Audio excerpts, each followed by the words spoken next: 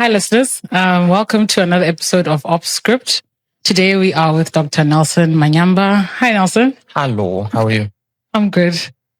We've had a lot of conversations offline. I'm so excited about this conversation. Why is it called off script, actually? I've been meaning to ask. Conversations just go left, or is... I think we're trying not to follow the script. So just to be comfortable to have any conversation. Yes. Okay. Originally, it was Young Voices, but I felt like it had a foundation NGO vibe. You could agree, no? Giving NGO. Yeah. Off script works. Off script works. Welcome. Okay. Thank you for honoring the invite. Thank you very much. Thank you for having me. Yeah. So outside of the white coat, who is Nelson? Funny thing, I hate white coats. You hate white coats? Yeah, no, it's... I don't incorporate that in my work at all.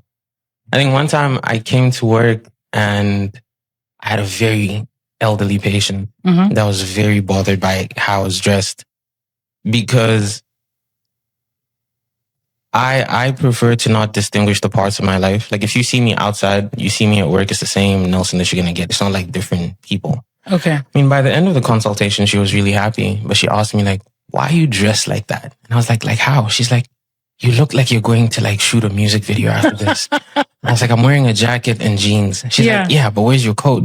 And I told her, again, it's part of the reason that I ended up in this career. Is growing up asthmatic, I was always like in and out the hospitals, right? One thing I realized is all love and hate to fellow doctors is they don't explain stuff, it feels like there's a disconnect. So for me, it's like if I walk in a room and I see you with your white coat, immediately there's a barrier. There's a disparity between the two. When you walk in and you find me, it's like someone that you've known your whole life. And that's where all the answers come in. Like then I'll be like, that and thing that you think is nothing is actually the answer to everything. So Got it. White coats is a no-no. Okay, but what about the stethoscope? Is it that's there when I need it, but... You don't carry it around? No. Okay. Hey, so when was this? Last week, Monday, I was walking in the fields with a friend and I saw these, I guess they're students. Yeah. And my guy had like a stethoscope. And I was like, why are you walking around the mall with a stethoscope? Why? The village people need to know, Nelson. They need to know. Actually, speaking about the barrier that the white coat brings, I remember I was listening to a podcast and they were talking about just like how to empower Black children, right? Okay. So let's say, for example, if I walk into a doctor's office with my son and I'm a Black mom, I'll speak on his behalf. Whereas a white kid, the mom will encourage them to speak. So they learn how to relate with authority. Quicker, yeah. Yeah, I thought that was very interesting because, then you go older and because you've never really been exposed to relating with authority, it's a little bit hard to. I think you're onto something. Very few of my patients, I mean, the kids that is ever do speak on their own. But I do get like a handful where the parents are like, just talk to Nelson, tell him what's wrong. And they're a bit hesitant and not comfortable. And I realized there's not enough platforms to get people to be comfortable to articulate themselves until it's too late. So I've never thought about that. Yeah. Huh. Yeah, but I guess you should encourage your patients to allow the person who's going through the actual symptoms to talk about. The kids, man. First of all, they don't want to be here. They're thinking it's going to be injections. And now you're making me talk. So, but I'll figure a way around it. But for kids though, just asking for my kid viewers, are there less injections these days? Oh, it's inevitable. Me? Yeah.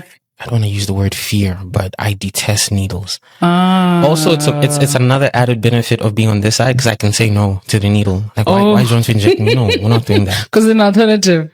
So again, it kind of pushes you to think broader. Yeah. Or what else you can do because with kids, as they're growing up, they then associate coming to the doctors with needles and all that stuff. Yeah. While we're on the topic, they're probably my favorite demographic. Children? Yeah, because adults just lie. Really? Yeah, like the kids want to be helped. Like if it hurts, it hurts. Yeah. Like and I can speak on this. There's this one guy, because I have spoken on it. There's this one guy that comes in and he's like, it burns when I pee. Yeah. I'm like, okay, cool. When did it start? He's like, 3-4 days ago. I'm like, okay, anything else? And I guess he Googled these symptoms before he came in. So that he can get the diagnosis that he needs. When I narrow it down, I'm like, okay, it's a urinary tract infection. Yeah. But like, those aren't common in men. But okay, sure, here we are. So I tell him, listen, I'm going to send you to the lab. Let's run the urine, see what's going on. We'll do painkillers for now till I get the results back. And we'll take it from there. Okay, cool. He comes back the next day. Yeah. Before the urine test even comes out. He's like, yeah, so my left testicle hurts.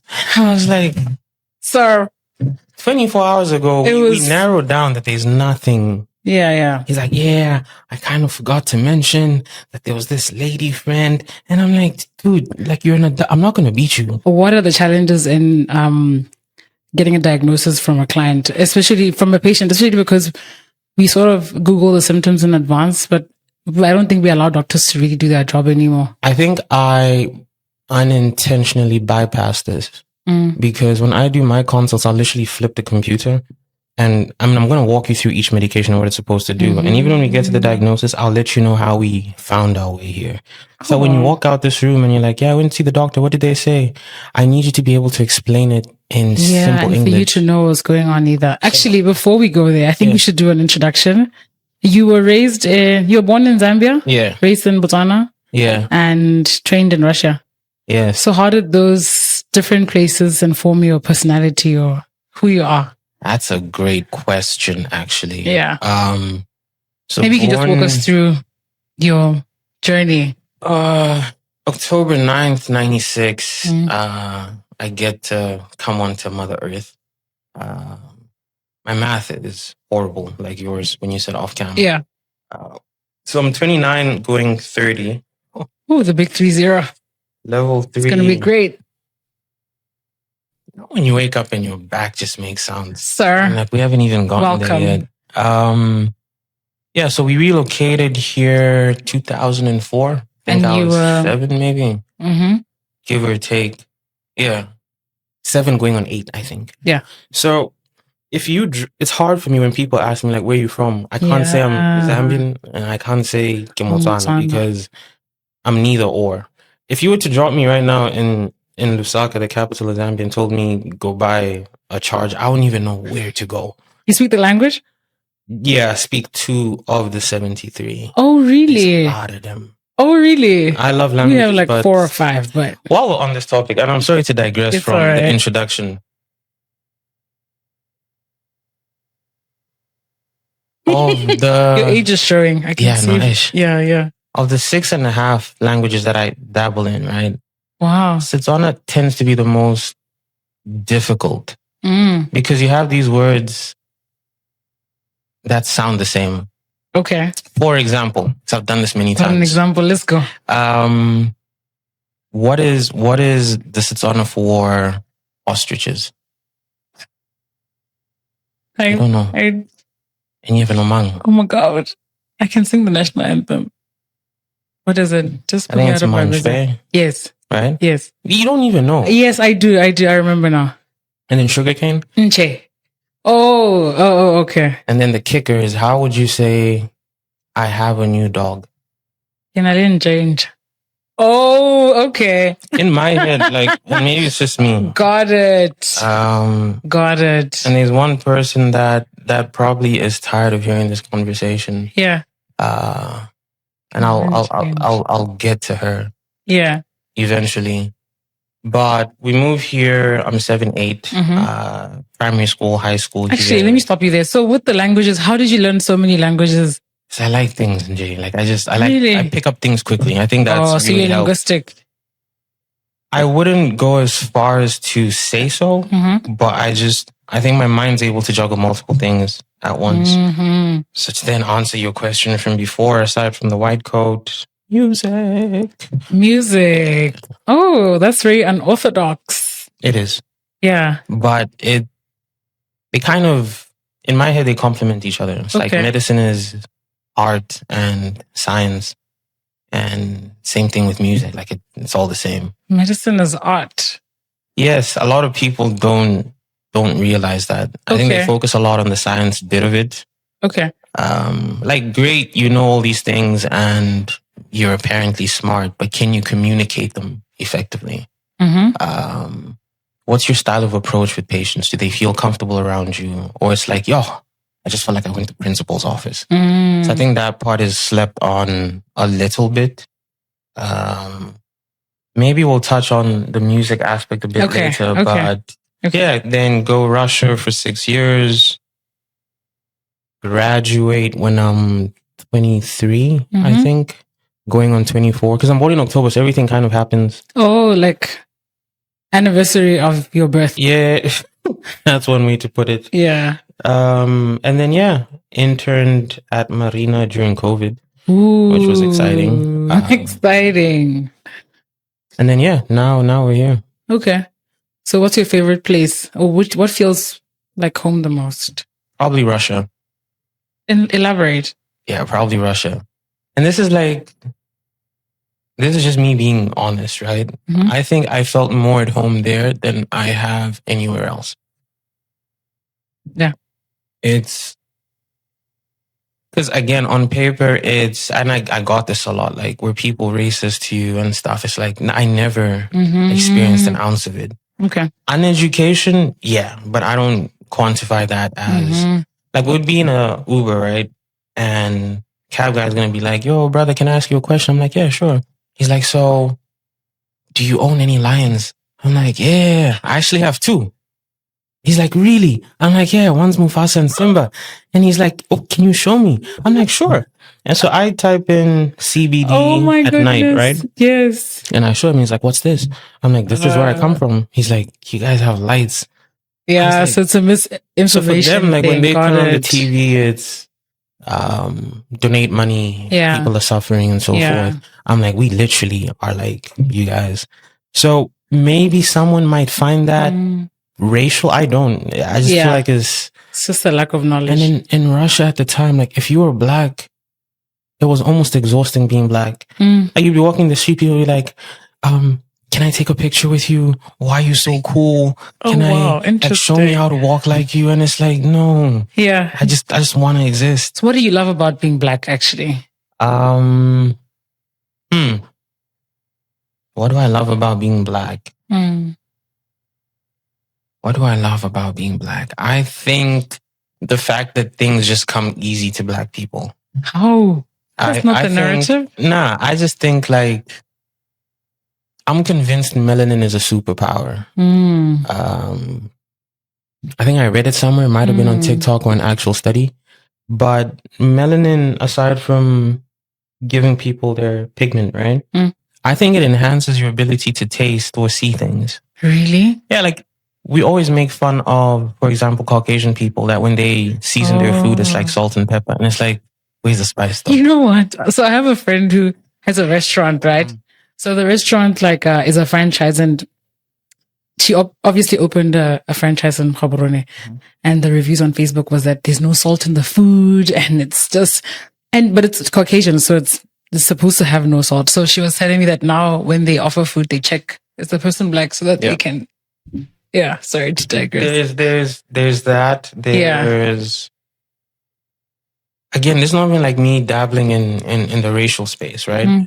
But, like, we've all seen, like, for example, white people dance, right? It's so when I was in Russia, I did have the privilege to teach dance and teach English. I was doing a lot. You can dance? Used to. Now the bones just don't. Oh, everything hurts. So I was teaching dance, and you can still see it felt robotic.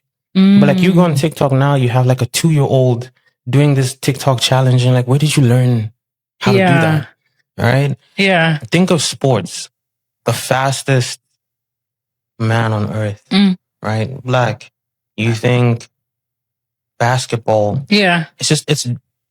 There's an undertone where being black just kind of dominates spaces. Yeah. I just think, like, melanin is probably superpower. It's a superpower. Yeah. And that's why the whole world's trying to pin you down. No, got it. And I think also there's something so beautiful about our black tone. I remember, all of my dark friends growing up, they used to feel sun. Now your skin glistens in the sun, like. The person that I was inferring that's tired of me and, like, the Setswana thing. Yeah. My lovely fiance. Oh, ladies, he's He's gone. Happily gone. Oh, congratulations. Thank you very much. Thank you very much. Can we talk about that? It's been, we can. It's been 2 months. Oh. And what's the day today? Today is the 10th. 2 months and 7 days. Okay. How was your proposal? Did you put in some effort or was it I did, to be fair. Okay. But I'm a big believer in minimalism. Okay. Like, I'm not about to spend an arm and a leg for something that you don't need to. Yeah. You understand? It's like, if I wanted a black t-shirt, right? I don't know where this is going. If I wanted a black t-shirt. Okay. And the Chinese store has it for $30. Mm-hmm. And this high-end retail store has it for $300. Mm. It's a black t-shirt. Like, who's gonna know? Come on. You know what I mean? How will they know? How will they know? So, initially my idea that I wanted didn't work out. So, I mean, if you're listening, you can take it. My hope was, so I think at the time she had mentioned that it had been a while since we had like been on a date. Mm-hmm. I was like, this is a perfect segue to do this. Mm. So I was telling her, we should go watch a movie, right? When last? And my whole plan was to talk to the movie people at the cinema. And like at the end of the movie, on the credits, the proposal would come up and say, there's a song that she always wanted to get proposed to. So have that play and then like the thing comes up. Like it was a whole moment. Cause I was like, I've never heard of that. Like, when's the last time someone went to watch a movie and then ended up being a proposal? Yeah. Actually, my big sister is, because I was stressing about this. I was like, how am I gonna do it? I've never had to be in this position. And there's this misnomer that I'm creative, right? So the pressure is worse. I'm like, why can't I just get down on one knee? And just like, bro, this. We've talked about it. How it ended up happening is I told her that we should do a photo shoot because we haven't done one. So we went to Park 27. Mm-hmm. Didn't have to pay for that. Listen, $20. Photographer came in, obviously had to pay for that. Yeah. So her thought process, and her best friend was also in on it. It's nice and green. So we're taking these photos. I had gone to the Crazy store, a friend of mine, to get these cardboards. Mm-hmm. So we're facing like this side, taking photos, right? And then the song that she always wanted to get proposed to starts playing mysteriously in the back. With a speaker? Yeah, I had someone else came with it. So she breaks out crying, turns around, and then really? The cards are there. But I think the kicker was what was on the cards. Trying to recall. So how we get to meet? She apparently saw me online performing a poem at church. Oh, you're a poet too. Listen, you've taken all of the talents. Come on, please. I can't sing though, or play instruments. Wow, no. So. It's enough. You're dancing, you're singing, you're a doctor. Leave some for other people, please. Okay. Yeah, you were online? So I think this is later when she's telling me, she's like, I heard the poem and I was like, it's all right. It's like, it's all right. That's some of the best work I've ever... I mean, because she like dabbles in writing too. I was like, no, man, like, hurtful. But anyway, that was in February, I think. Fast forward, we only started talking in July. So I see her in March. I'm not aware that she had seen me in Feb. Yeah. So I see her, I'm like, oh, okay, cool. Life goes on. Yeah. So this isn't like one of those this is like 2024? 2024. Okay. I think. Okay. When you know, you know. Yeah, I think it's 24 or 5. Like I said, I'm bad at math. Wow, that's not math, but okay. I think it's 25 maybe or 24. I'm not entirely certain. Oh, okay. But it's in July. I'm not even sure how we ended up following each other on Instagram. Mm-hmm. So I posted, like the way pegs look, right? Mm. And then like when that like metal thing comes off and the peg fall apart. Pegs. The pegs. Yeah. So I posted a meme. I was like, I fix pegs, support local, hit your boy out. Small entrepreneurs. Less than 24 hours. Listen, support local business. Yeah. I'll get your peg back to the way it's gotta be. Oh, wow. So she laughed at this and I was like, you're the only person that laughed at my joke. Like you. Wow. And then I think we started talking, realized that we like the same music and so forth and so forth. So I'm saying all of this to say, when it came to the proposal, on the cards, I had written, it was 2024 actually. Yeah. It was the 3rd of March when I saw her on testifying. So essentially the cards go along the lines of, on this day 2 years ago, I saw you for the first time, on the altar wearing a black dress. Ooh. Fast forward today. Oh, okay. Would you make me the luckiest man in the world by returning back to that altar, but not in a black dress, but a white one? Oh my God. So again, very thoughtful, He's not but like creative. low expense. Like it's Listen, and it's impactful, right? It was beautiful. It's yeah, the no, cards well done. Get, and well done. That was congratulations. We wish you guys all the best. Can't wait to meet her. And now you have to invite us to your wedding. Yes, it's on public record. They have to be at the wedding. You have to be at the wedding. What's the funniest thing a patient has ever told you in confidence after Googling their symptoms? I wouldn't necessarily say it was funny. I think it's just the paranoia of what they read online versus the reality. You have 5 days to live. Yeah, someone came in with like left-sided chest pain and they swore in their life they were having a heart attack. Sweating. And the thing is, this person, it's a guy. Yeah. Came in like with the cute fans that the girlies have. The cute ones. Yeah. And I'm like, brother man, it's not that. He's like, I've been sweating, my chest is beating, this, and only for us to like come down to the conclusion it was just stomach acid. Oh my goodness. So I think while we're on that, one of the hardest things is not even like breaking down the bad news to a patient or sitting and listening or talking. I'm happy to do those any day. Yeah. I think the hardest thing for me with the progression of technology is having to convince someone they're not dying. No, that I know what I'm saying. Yeah. You know what I mean? It's like, I'll come in and I'll be like, yeah, okay, so this is the thing that's going to help. And you're like, no, but and it's like, but okay, who's at whose place? Here. I don't even want to pull that card. Yeah. Right? It's like, but you came to me. Why do you to ask me for my opinion, and I'm telling you, and you don't like it. And because I'm a nice person. And it gets to that point where it's like, oh. Yeah. It's a lot of peopling. How do you deal with all that peopling? I don't know. It comes easy to me. Oh, yeah? Yeah. Like I could see 30 to 60 people a day and have bare conversations about anything and everything. I really hope you get some heaven points because you guys really lay your lives out for us. Like, it's a lot for one person, no? I mean, yeah. And I wouldn't say sometimes parents would come in and like, let's say their child is in like high school or something, right? And they're like, you see, he's young, he's a doctor, you can be there. I'm like, whoa. Hold on. Wait a minute. No. Yeah. And I tell them, listen, unless you actually genuinely have the heart to help people, don't do it. Like, there's no money or respect or nobility in medicine. And just the facade?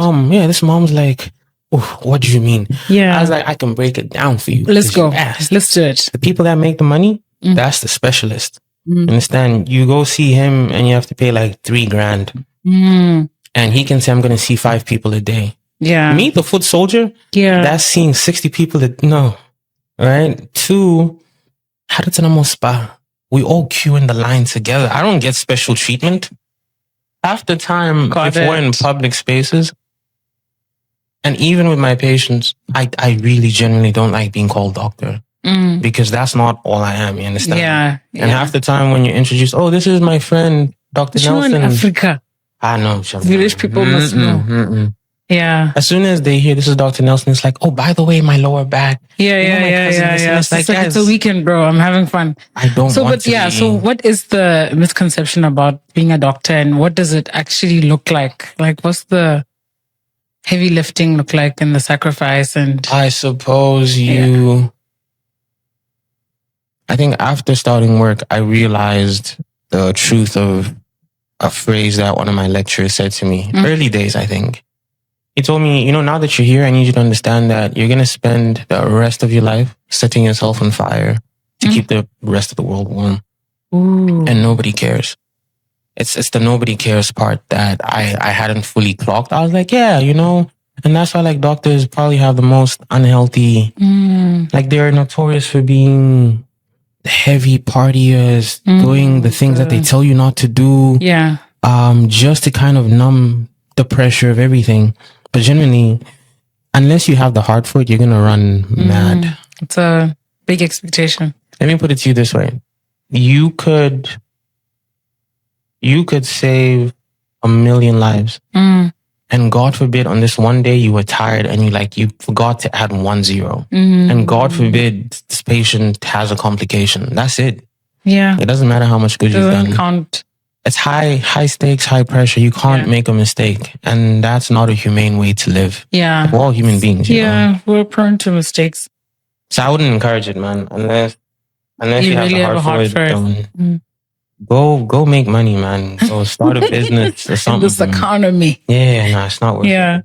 Not. Yeah. So, what remedy do Botswana swear by that make you a little bit nervous? Home remedies, even if it's not Botswana. But you're like, well. I learned recently, is it spate? Is it spate? Yes. That's everyone's childhood trauma. When I asked, right, I was not expecting to get the detailed explanation because it's like grandma would do this and this. And I'm just there, I'm like, they were doing that sounds invasive. It was traumatic. I've never experienced before, but the stories are. Yeah, no. I was just Have you gotten the specifics? Yeah, and I was like, so.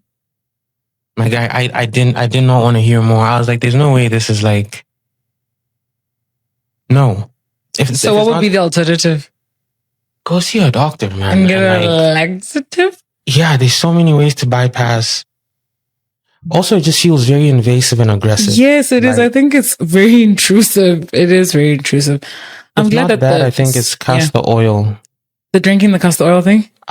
Drinking it, putting it in your ears if you can't hear, blocked nose. Apparently castor oil fixes everything. And I was like, okay. Okay, so no spate, no castor oil in your... Shouldn't drink it? I'm open enough to entertain alternative forms of medicine. Yeah. Granted that, there's evidence backing it. Yeah. Okay. Unfortunately for me, all the spate victims claim it worked. So you're like, if it works, it works, man. Like I can't knock you for that. If it works, it works. Okay. So if you weren't a doctor today, what would you be doing? Naturally, I'd say music. Funny enough, I actually didn't want to be a doctor. How did we end up there? Yeah, I just wanted to be a lawyer. Is it your mother? Nah. Both my parents are nurses, and that's probably why I didn't want to do medicine. Yeah, because the long hours. Yeah, they didn't have a life, man. Like they were always in and out. And here you are. Significant. Yeah. I learned nothing. I wanted to be a lawyer, actually. Oh, really? Yeah, because in high school you're doing debate. And I can speak English. Yeah. And naturally, I did realize that I can articulate myself well. I can think on my feet. These are all great attributes. Which brings me to the question of where you're from, right? Then I say, face value is like, no, you're not Botswana for sure. I'm like, ouch, offensive. I grew up here my whole life. And it's like, where are you from? I'm like, Zambia. And they're like, but you don't sound Zambian. Yeah. I'm like, yeah, because grew up here. My parents were always either at work or whatever. So all me and my little sister had is just a TV. So I grew up listening to that, and that's why I sound. Someone genuinely asked me, why'd you sound like that? Why'd you talk like that? Like what?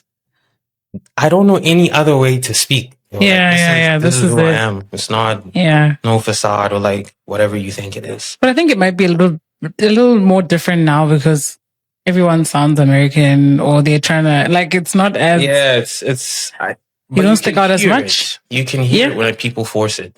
There's a patient that swore I was. What did she say? I think I was putting a drip up, and I'm asking like, you don't mind needles, this and the third. And she's like, by the way, which part of California did you school in? I was like, Cali. I ain't never been nowhere near the US, dog. It's like me. Botswana, Zambia. Russia. That's it. I can claim South Africa, Dubai, because like You we flew could through. somewhere, but I've never lived in any other. Yeah. So okay, I think that it used to throw me off a bit in the beginning, where I was just like, people are people. So I was like, yeah, law. Yeah. Okay. Then I realized how much reading there is.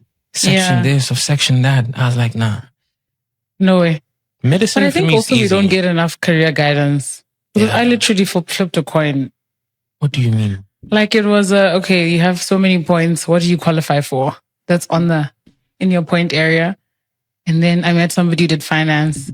And then they were like, yeah, you're going to be working in the bank. Ooh. Where the money is. Yeah. Then the other one who was doing law was like, yeah, you're going to read a lot. And then I chose finance. They took me for law. But even outside of that, you did law? Yeah. Huh. How is that? I think it's okay. I think it's... Is there a lot of reading?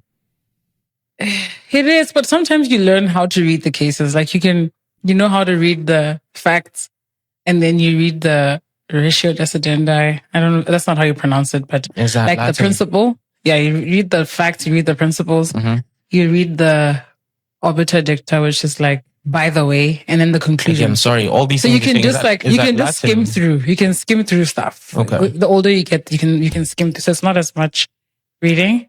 Yeah, but I think it's good because it teaches you critical analysis, eh? So that's a skill that you can use anywhere to analyze things, to compare, to contrast. Like it helps you to be that's a great dynamic thinker. So yeah, it's not bad. But like you're saying, I think when you're in private practice, unless you really love it, it's an excruciating job because it's the long hours and the judges hate you, your clients hate you, your bosses hate you. Everyone is just, and everyone thinks you are stealing their money. Aren't you guys though? All of these, aren't we? We're good people. We're nice people. Okay. Okay, let's go back. I know some good lawyers, so yeah. I hear it. But I think it's also unfair to have biases. I think generalizations are not a representation. Like look at the unorthodox dancer singer. I think stereotypes and like umbrella opinions are... Yeah, they have no place anymore, hey? Yeah, it's just... And this is me just simplifying. It's just stupid. Like, why are you refusing to think? Absolutely. Come on. There's 8 billion people on this earth. We can't 8 billion different people. But How I think what's so silly though is that people think that you're so smart. Me? Like, no, I mean, when you're a doctor or a lawyer, people think that you're... Hey, Chief, listen. Smart. I was in class with certain people that I do not know how they made it. The grace of the Lord Jesus Christ. It had to be because like some of the lectures just like... I remember this one guy was like, you've been failing this item. Yeah. Like, you sure? I'm only going to pass you. Yeah. Because I know you're never going to treat any of the patients in Russia. Ooh, and I was, really? I was next up. I was like, you done made him mad. So now I get there and like my questions are half and half because I was like, I remember, yeah? Yeah. I think the rest, I'm just going to use the fact that I can think on my feet. Yeah. So we get there and he's an old man. I get there and I'm just hitting him with compliments. Oh, really? Yeah. I'm like, how are you aging in reverse? And he laughs. He's like, what do you mean? I'm like, no, I see the gray, but like your skin is. Oh, wow. This is all in Russian. I'm like, your skin looks great. He's speaking in Russian. Yeah. And he's like, you don't know your answers, do you? Ooh. I'm like, now I know my answers. Like, take my answer sheet. Yeah. We can talk about it. He's like, He's like, okay, we'll just actually do one question. And it's the one question I knew. Yeah. He's like, tell me about this. So I'm like, so this and then he's like, yeah, you can go. So love it. I don't think doctors are not smart. Okay, that's not what I said. Before they cancel us. I wouldn't go out to say that they... Also, intelligence is very subjective, eh? Yeah, like there's book smart, street smart, emotional intelligence. Yeah. So it's a whole myriad of we're all smart. I don't think anyone's stupid. No, absolutely. Unless you stereotype people and like mass umbrella them. And blanket. Okay, so you had asthma. How did that inform how you treat patients? And what was your journey with asthma? Are you still asthmatic? It's a great layered question. Now this is where you kind of have a bit of a what's the word? I don't want to say dichotomy, but like push and pull. Yeah. So faith-wise, right? Christian-wise, I know I ain't got it. Right? Yeah. But medically, understanding what asthma is, it's just a variation of allergies, right? It just means your immune system is more sensitive to things that are typically harmless, i.e. dust, pollen, and so forth. So logically, as long as you're alive, as long as you have an immune system, it's going to be sensitive.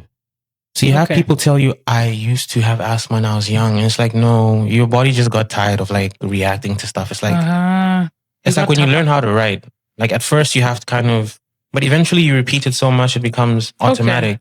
So as you grow older, your body's like, we can't keep doing this with the dust. We can't. So now, patients would come in and say, yeah, no, I used to have asthma, but now I don't. Yeah. In my brain, I'm like, okay. Thank God. So I'm gonna say I don't. Yeah. Obviously the medical people gonna butcher me, but I already explained why. Yeah. It was just being so close to death, not being able to breathe, and not seeing the urgency of people, because I'm hyper observative, right? Like the lack of urgency, the lack of intentionality. Like for me, it doesn't matter how big or small your issue is. Like I'm all the way locked in. Yeah. I have nothing against my doctors at the time. I mean, they did their best. They kept you alive. They did. But it just made my approach to it different because I genuinely know what it feels to be sitting on the other side. Like it's not a nice thing to be unwell. Yeah. So I do my best.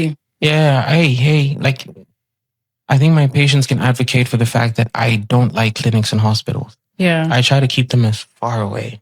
So is the assumption that doctors want us to keep coming back? So, I mean, now we would get into spoken about this a little bit. Okay. Which is interesting because I'm going to tell you something interesting that you might appreciate. You kind of get into where medicine has almost become more of a business. Oh, profit making. Yeah, than ethics. And I don't necessarily blame the people because if you buy this expensive machine that needs to like do these tests, it costs money to buy the machine, right? Yeah. But at the same time, do medical people have leeway to influence? Like if you come in with a headache, right? Instead of just like trying to figure out what's causing the headache, you're not drinking enough water, you're stressed about something. I could say, let's go get a scan of your brain. You're paying 5-10 grand for a test that is not wrong, but there's no, you see what I mean? Like, they haven't eliminated enough. The waters become a bit blurry. So I wouldn't necessarily go out on a limb and say so. Yeah. Me, what I say is I just don't like people. Like if we're seeing the same face, it means we're not doing the right thing. I feel like the money will come and God will reward me. Yeah. Here's the thing. If I wake up and I choose to approach it that way, I don't think there'll be a way to come back. Like if you become profit driven, then ethics and morals just go out the window. So I don't even think about it. I'm just like, help the patient as much as you can and keep it moving. I guess it boils on to your personality because even in my career, there are people who are profit driven and they're impact driven. So it's a personality thing. Like there's certain times where like I can see, again, because I'm working private, right? Certain times I see this patient doesn't have medical aid. And the price tag is ridiculously expensive. I would literally say, listen, you know what? I either let it be on me because I'm more interested in you just getting what you need. And getting better, right? Right? Than you circling around and not necessarily getting the help. Yeah. Now, what I was going to say to you is recently I've been thinking about going back and studying law. Oh. Yeah, and doing medical. Pivot. Yeah, it's clearly my forte. Things I don't need to be doing. Might as well. Yeah, I'm thinking just probably go do medical law. Oh, okay. And, like, dabble in both. So that would be like what, being in court? Yeah. Like being an expert? Now I would know what I'm talking about. Yeah, okay, I guess so, right? I guess all I don't things know work if there's a together lot for of good. people practicing medical law. I know probably like health facilities have like in-house counsel. I have a friend who did a master's in medical law. We can have a conversation and see how they can like squeeze me in. I'll be a problem. Really? Oh my goodness. I'll just be serving papers. You just with all the medical negligence in our private government hospitals, you would be the itch. Shame, man. Thorn on the side. I don't recall if it remains the same, but it's a statistic from the US. Apparently, I'm from back home in Cali. Cali, my dog. Yeah. The top 3 causes of death in the world. Yeah. I believe number 1 was cancers. Number 2 was heart conditions. And number 3 was medical errors by doctors. I think that's a different episode. Yeah, I know, but like an entire episode. Because I saw that when I was in high school, and I was like, hey, like you need to be like super invested and intentional because you can't make mistakes. It's life or death, literally. Yeah, and unfortunately, we're human beings, we do. Yeah. But I think if you know, this is a bit left field, right? Could you walk into Spar, Pick and Pay, and just get a bunch of stuff and walk out? I mean, you could, but then either the alarms are going to start ringing. Oh, you mean without paying? Yeah. Yeah. Could you? No. I mean, you could if you grew up practicing how to being a shoplifter. Fairs. But like, essentially what I'm saying is there's repercussions. No, absolutely. All right.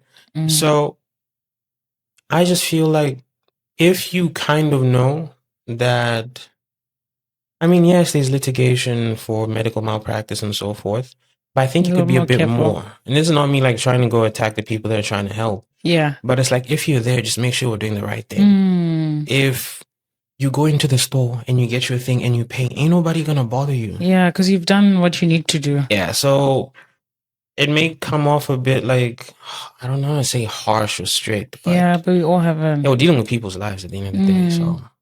Yeah. Let's see, maybe one day I'll have, what's that thing called? It's like the black, this is the robe with the white. Oh, like with the bib. Yeah, what is it called? Does it have a name? Robe. It's sort of called a robe. Yeah. We don't wear the wigs here, so if you're trying to have a makeover, where do they wear wigs? In Zambia. Really? Yeah. So wigs in Zambia. Kumbilakai. Yeah, they do. Back home. Okay. So have you experienced burnout? Okay, that's probably every other 3 months, yeah. Yeah. And how do you get back? And what are the alarm bells? Irritability. I'm probably drinking more energy drinks than I normally would. Also, don't drink energy drinks. I've explicitly stated how bad they are. Do what I say, not what. All right. Yes. Right. Surely that. Plus, once you learn the rules, you know how to break them. Yeah. I would not encourage energy drinks. I know their benefits. I know how they help me. Okay, look. Yeah, I hear you. Look here, right? Yeah. Caffeine is going to improve how quickly your nerves are passing on information to each other. Yeah. Right? So like in a career where you're using your brain, either you're typing or you're focused, I understand why you'd need the caffeine. But if you're like auntie sitting by the side of the road, yeah, why are we, if you're doing construction, I get it. Like if you're using your brain, I get it. So not unless absolutely necessary. I'll end it for you this way. Laura Huxley. She says the difference between medicine and poison is the dose. Ooh. Yeah, nothing is harmless. Everything's harmful. Even water, which is life. Yeah. Too much of it. A friend of mine said that. You're going to drown. I know you throw me in the middle of the Pacific. In the middle. Or if I drink too much water, it'll probably kill me. Too much of everything's not. No, that's fair. So, COVID frontline, how was that? Hey. This is a safe space. So this is the chance to just let it out, I don't know if I should even speak on it like that, or actually I will, because So there's this interesting, what's the word? Yes, fine print. That's the word I was looking for. The fine print. So when I get back, right, keep in mind, primary school here, standard 7 prefect. Yeah. High school head boy from 5. Before then, prefect. What an overachiever. Debates, Hila. sports, chess, everything. I think my brain was just like always looking for things to do, right? I was in a dance crew as well. Also, high school was an interesting time. But I've been here. Like, Bots is home to me, right? So go Russia, come back. And once I'm applying for the internship 1-year program, it's written that I pretty much have to do it pro bono. Which a lot of people don't know. Is why I was saying, should I talk about it or not? Yeah. Because I'm not from here, my internship program is going to be pro bono. And it's for how long? 1 year. Now, I understand to an extent, but like zero, like give me 25% or 50 and be like transport, food money, something. If you dumb it down, and this is my opinion, again, because I'm open-minded enough to acknowledge someone else's opinion. I can see why you would have it that way, but like 100 versus 0 is a no-no. No, but also for being a doctor and saving lives and pouring yourself for a year, it's unacceptable, honestly. You get back, you get registered with the health console. Like it's like if we walk in, there's no difference. Like the patients don't know. Like I just want to see a doctor, right? Yeah. And I think at that time, psychologically, COVID wasn't even the worst of it. It was just, you know, when your colleagues come and say, look, I just bought this new carpet. Do you think it matches and you don't my have couch? My dog. Like I'm still having to ask my moms for transport money. Yeah, for a year. When I was in Russia, right, I'm teaching English, I'm teaching dance, I'm in 2 bands. It's got to some point where I was like telling my mom, yeah, and I don't need to send money this month. I'm good. Like I could live off of this. Yeah. Right? Come back here. You can really buy a toothpaste. Because there's a misnomer that, you know, if you have a medical degree, then you'll find work. Fast. And so forth. So for this 1 year during COVID, now my colleagues are not doing this on purpose. You know, Nelson's conversation, I can ask him for his opinion. Like, yo, what do you think about this? And I don't think they're doing it with the malice of... I understand that you don't have the same... So like for a year, I'm watching these people progress. Like I'm seeing you buy your car, move out the house, I don't know, get married, start all these things. And I'm just there, I'm like... Why, Lord? What did I... Yeah. You know when you ask yourself the why me's? Yeah. I'm like, why me? I mean, COVID, yes, in itself was difficult. I think having to... Day 3 of my internship. Yeah. I get told that I'm covering, or I'm on call from, I think it was from 4 p.m. until 6 a.m. the next morning. And they tell me pretty much as an intern, they're going to call you, well, the nurses will call you to let you know that, well, someone's blood pressure is up or it's down or the sugar's misbehaving, nothing hectic. But you can always call your supervisor, right? I'm like, cool. So I'm sitting there. I get called to one place, thought that issue out. I think they thought they gave her BP meds, but they didn't. Okay, cool, sort that out. Sugar issue sorted out. I'm like, okay, this is my first time, like, in the real world. Day 3, I'm still trying to adjust to the bot system and how things work. Because I didn't school here, right? So I get called at like 2 a.m. But yeah, there's a patient we need you to review. Chest out, chin up, because I've done this twice before, right? I'm like, okay, I think I'm getting the hang of this. I get there. Jamila said, nothing. Like I'm trying to shake him. Nothing. He's cold. As I'm holding him, I'm like, guy's cold. So I'm like, wait a minute. I get the stethoscope and I'm listening. I'm like, he's not with. So I turn around, right?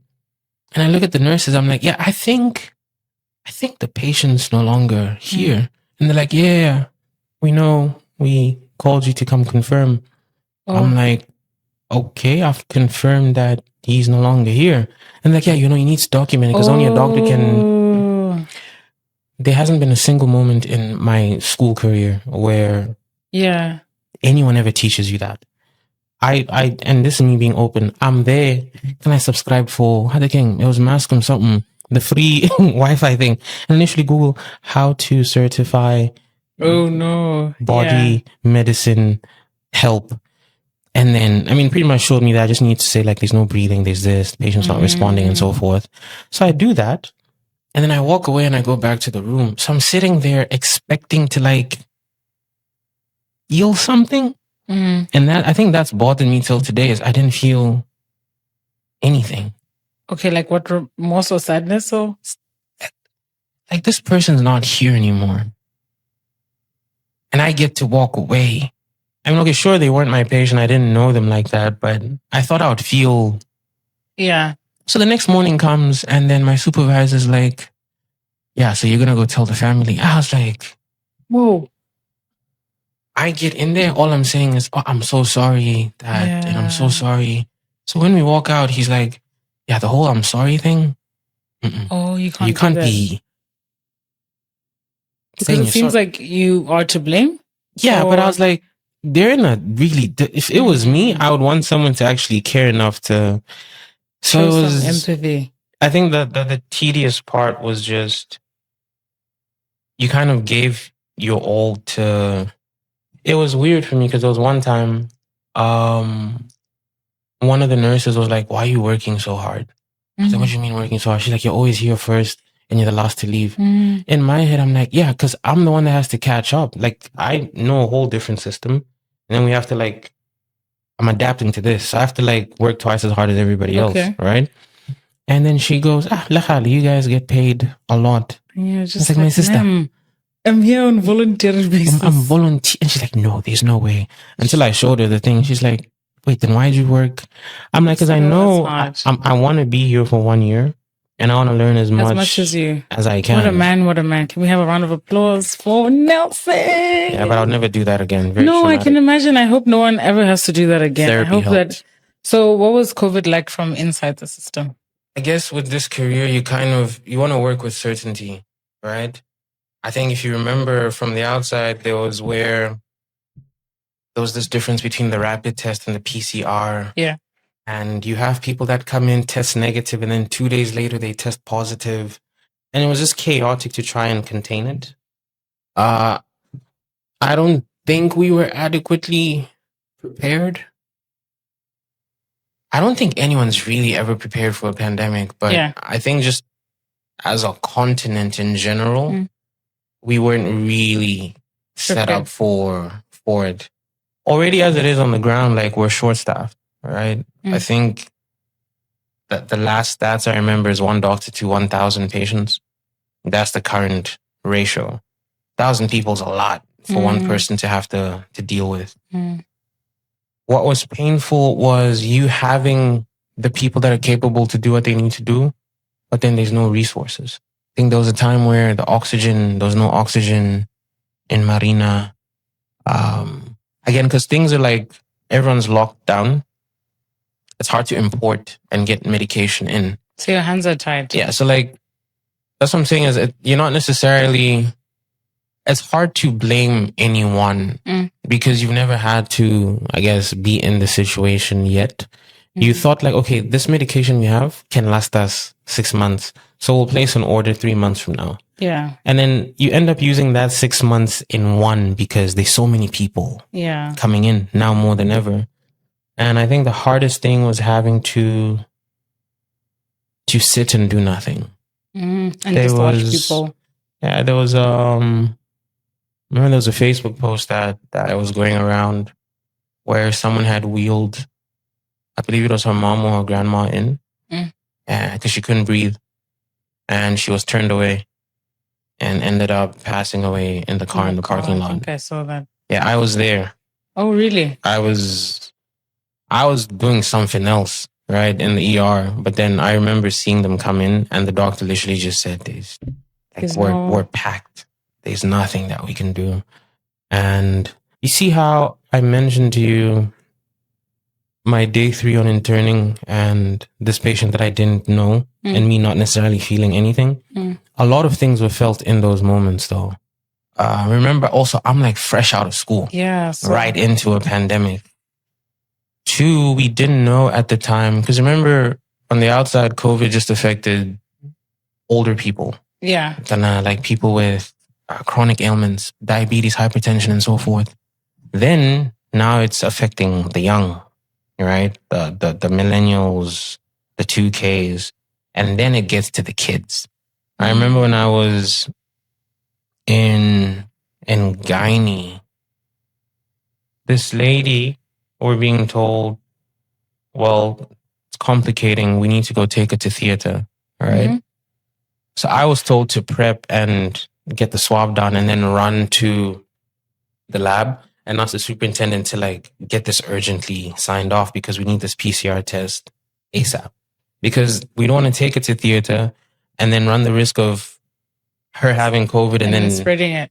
Because now you can't bring anyone else because they're going to have to close down theater. Then they have to quarantine. You understand what I mean? To clean out the place. So I'm running there to go get this thing signed off. Because as an intern, you're pretty much the foot soldier, right? Mm-hmm. You're a student, you're a doctor, everything. You're a nurse. Everybody. As I'm walking in with the form, I'm being told we have to go to a counseling session.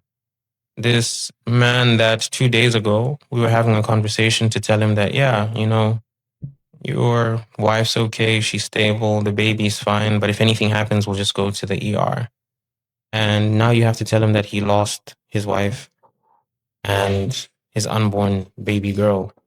It's those moments. And what we don't see from the... Yeah, like, because again, on the outside, everyone's really pretty much complaining about, I've been in the line so long, I'm not getting medicine. It seemed cool, you know, frontliners and all of that. Mm-hmm. And it's funny to me that after the pandemic ended, it's like nothing happened. I know me and a lot of other doctors were scarred for life from those moments. I don't think there's anything that anyone could have done to compensate for it. But again, it comes back to what I was saying is, unless you know what you're getting yourself into, it's not cool. It's not what you see on the TV. Like, imagine having to turn someone away.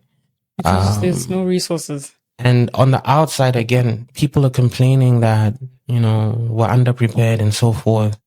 And it's like, imagine in your house, it's just you, right? Mm. You've gotten groceries because for the past, however, you know how many groceries you get. Yeah. And now a family of 6 comes to visit. Why are you shocked that you need to go make another grocery run? Only now that everything's closed up. And if I'm being honest with you all on the topic, I just genuinely hope, because there's this new virus that I just found out recently, this Hunter virus. Yeah. I pray to God that thing stays. Because we can't do this again. I was actually going to ask you, so how did COVID change our healthcare system? Are we going back to old habits? Like, I don't think we learned enough from it. Yeah. In my opinion, nothing's really changed. We just kind of got lucky, and by me, nothing's changed. I haven't seen like a new hospital spring up ever since then, or like a new facility just in case you understand what I mean? And I'm sure the resourcing in the hospitals is still very bad. And right now, there's like a whole shortage of stuff in the healthcare system. We're already on our knees. And medicine. God forbid, there's another thing that comes in. We weren't prepared the first time, but what I can tell you is now more than ever, I don't think we're... And I'm as optimistic as it gets, but like realistically speaking... There's no optimism there. We'll keep it in prayer and hope. Yeah. Do you think at times the misinformation was more harmful than the virus? It was a lot. You know it's serious when you close your eyes. Yeah. I understand how social media has given us the platform to all have a voice. Mm-hmm. But anybody can get up and just talk about things that they don't fully know. Understand. And it's setting us back. It's like when there was a malaria outbreak I think in Kasane. It's getting SMS. Like, people were coming in to see me to say, I came to test for malaria.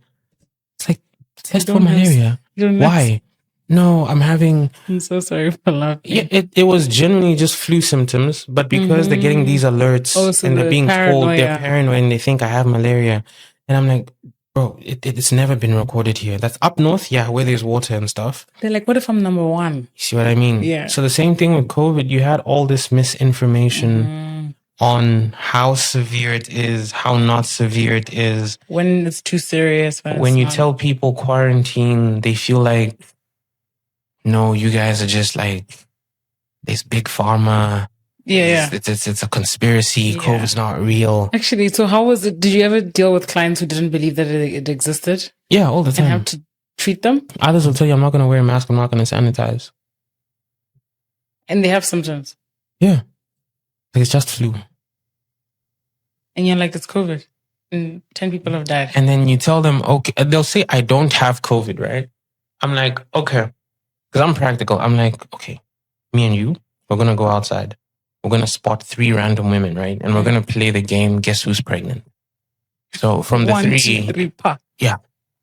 Who of these 3 do you think's pregnant? Even me that should be trained, I can't tell you. The only way we can tell if someone's pregnant or not is by doing a test. So when you sit there coughing up a storm saying, no, but it's not, how do you know?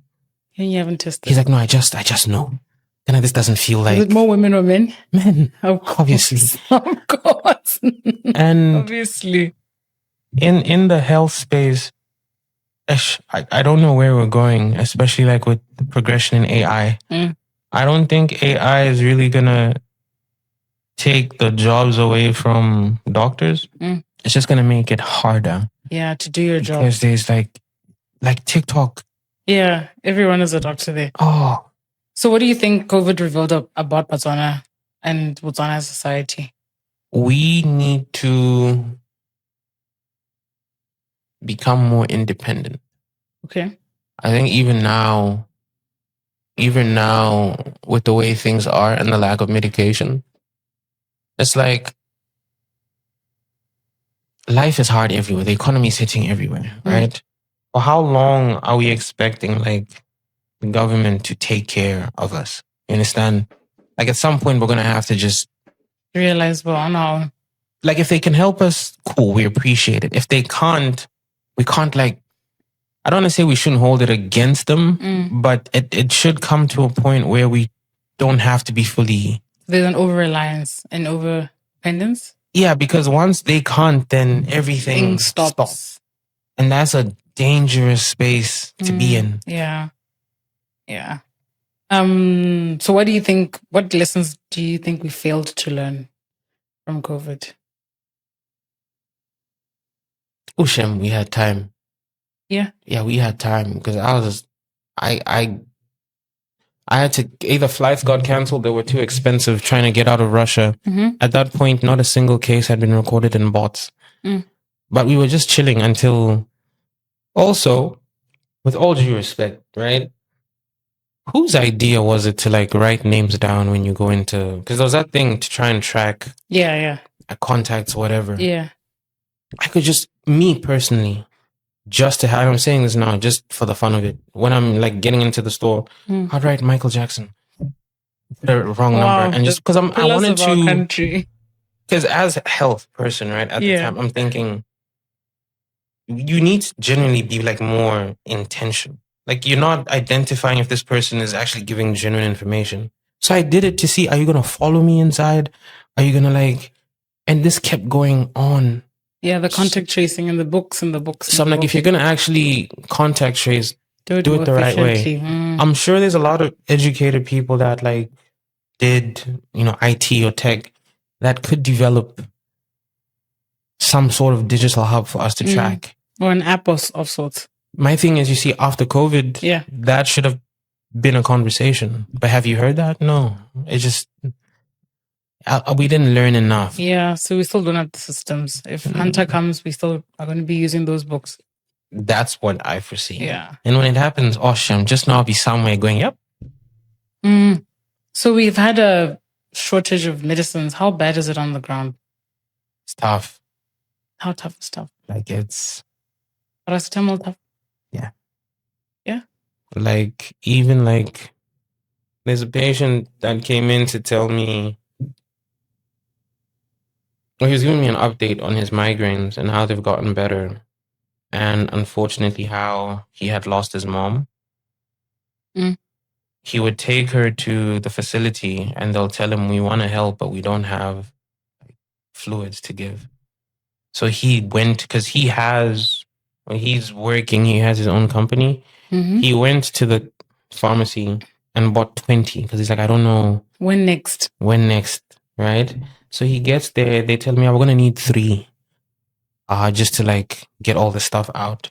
There was a lady next to her, apparently, who just needed 2. Ooh. And the family was like, could we please just have? And he's like, yeah, no, sure. Went to the car and they're like, how can we pay you back? He's like, no, you don't have to. Like, it's gotten to that point where like the most basic things aren't there. Like, let's not be able to do something for a valid reason. Like, maybe the person that's trained in this isn't available. Like, let's have the facilities and the support. And so yeah, you hear it a lot. I haven't been in the setting, so I can't speak on it in depth. But I've heard from the outside your that colleagues and stuff. And I'm sure it's terrible having to return a patient. It's horrible. But we've been getting an influx of patients from the public space coming to get meds from the private space. So it's bad. So do you think it's like procurement failures? Like, what do you think the real problem is? It's probably an issue of accountability structures. Either it's at a procurement level, delivery level. Maybe there's one guy that was just supposed to stamp a document to get and he didn't do it. And then you go there, you hear, oh no, he's on a work trip and he's the only one that can sign it. I'm not going to like pick and choose who to blame, but my thing is there's no accountability. Like, if you know that if you don't submit this thing by end of day, this is going to happen, then you know you're going to make sure I'm not leaving the office until I finish it. You know what I mean? But if you can just not do it and life goes on, it's a bit of a problem. Yeah, so the private care system is being more reliable than the... Yeah, but also it's feeling the strain as well. And not all of us can afford to get to the private doctor. Private's okay for like acute issues. Like you have a flu, your back hurts, cool. But like these chronic issues, yeah, nah. Yeah, so do you think we're too dependent on importing medicines? Probably. Could we produce our own medicines? Would be nice if we could. What do you think it would take? People waking up and making that decision. I think sometimes it's just as simple as that. We can't keep the same way I'm saying that, you know, as people here, we need to be more independent from the government. Similarly, just as the African continent, we kind of need to detach from depending on grants and so forth. You just need to wake up. Yeah, and just kind of do it. It's probably going to take some time, but let's start. Understand? Let's start and fail. Then not start at all. Yeah. So we have a lot of communicable diseases. Why do you think that's prevalent in Botswana? What do you think informs? A lot of communicable diseases? Yeah. Lack of education and access to free healthcare. Are we becoming more or less healthy overall? Less.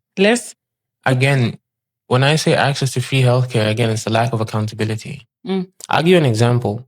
Yeah. I've seen how people cross the road here, and I've seen how people cross the road in Zambia. Okay, let's go. I'll explain it to you. I'm listening to you. You know that if you cross the road and get hit by a car, you're just going to go to the hospital. Here. Get out here, yeah. You go to the hospital. You think so? You don't have to pay for anything. You go to Marina. If we can't do it, we'll ship you off to private. MVA's there. Like you have all these. This is how I think about it in a simplified way, right? Yeah, okay. For example, in Zambia, there's no like free healthcare. Yeah. So you know that when you're crossing that road, look left, right. My guy, make sure there's no cars. Here, you can see I'm driving. You can see me. You can see that I'm walking. What do you mean? And you get mad at me. That's the mentality that you can see that you can see me. You can see me. That's ridiculous. The access to free healthcare just removes accountability. You think so? Yeah, because people become very. you don't think anymore about communicable diseases because you're like, oh, okay, now I'll just go get a bunch of pills and then life goes on. Okay, but I think there's like being fit has become a little bit cool. Like it's a nice peer pressure. The running clubs. The ones that chase air.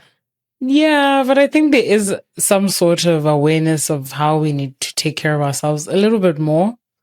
Okay, I think the rampant drinking and the drugs, yes. But for the most part, there is some... Or is it just me who sees it?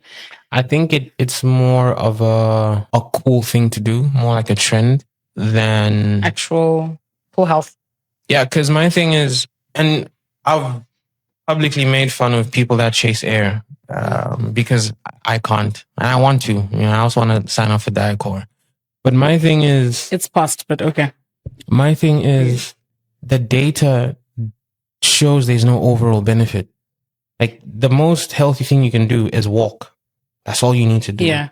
Like being in the gym, lifting weights, cool for you, right? But why are you running 42 kilometers? Yeah. If it's for fun, if it's, you're trying to like, you've set a goal and you're trying to do it, you're trying to push yourself, maybe build discipline, I get it. But health-wise, there's no overall benefit. So my thing is, if you ask your average runner, why are you running? Oh, no, it's healthy. How? So walking is better. Just walk. That's all you need to do. So again, if it's raising awareness, probably invite people to have that conversation to say, guys, walk more. Stop eating 3 times a day. Okay. You just need to eat once. Think of morning, breakfast, snack, Magunya. tea, lunch. But I'm actually wondering though, like, lunch. Our parents... lunch and system you down. Yeah. Yeah. So we're not supposed to be eating that much. We're not supposed to be eating that much. Have you ever eaten like heavy meal, like pap, meat and veggies at lunchtime? What happens after that? Itis. Yeah. That just shows you that you have no business. Like your body's like, we can't do anything else. Stop everything. Let's digest this food. Okay. I'll give you another one. Sorry, before you ask about the parents. No problem. Because I did this at one of the talks. The misnomer of breakfast being the most important meal of the day, I think is originally from Kellogg's. And that was their branding strategy. Oh, yeah? As the word says, it's breaking the fast. You ate last night. You have at to have 8. fasted. Yeah, your last meal was at 8 p.m. yesterday, for example. You slept, you haven't eaten. Whether you do it at 6 a.m., at 10 a.m., or at 1 p.m., or at 2 p.m., you're now breaking the fast. To say it has to be in the morning doesn't necessarily have to. There's no way it says that. So this whole breakfast is the most important meal of the day. Okay, fair enough. Okay, one thing. I'm just wondering, why do you think our parents and our aunts and uncles have blood pressure and diabetes when they didn't have as much exposure to fast foods and like they used to eat the mabele and palichi and... Or is it an unfair observation? No, it is just we need to adjust it a bit because there's something concerning that I actually need to talk about. Okay. Elevated blood pressure, diabetes, the non-communicable diseases, right? As you're not going to get them from other people. It's just a result of aging and genetics. Over time, cholesterol starts building up in the vessel and forms plaque. And plaque, like with teeth, is hard. Like when you go to the dentist, they need to like drill that thing out. So it's forming plaque over time. And you realize maybe around age 40, 45, the vessel becomes really narrow, right? If you were to get a hose pipe and water the garden and you clip the edge, the pressure increases. So space becomes smaller, fluid is going through, pressure increases. I'm always telling this to my blood pressure patients that it's not your fault because they ask, once I start this, is it forever? I'm like, all this medication is doing is opening up your vessel to make it look like before. It's 1 pill a day, but it's going to save you a lot of complications. It's not your fault. It's just, it's been going on for a long time. Also, there's no device like that thing for the teeth that's going to go in every blood vessel to break down plaque. Wow. So simplified blood pressure so well. Yeah. So now with our parents, you realize that most of them picked it up in older age, as they should, as a natural process. Doesn't matter how healthy you eat, it gradually is going to happen, right? Oh.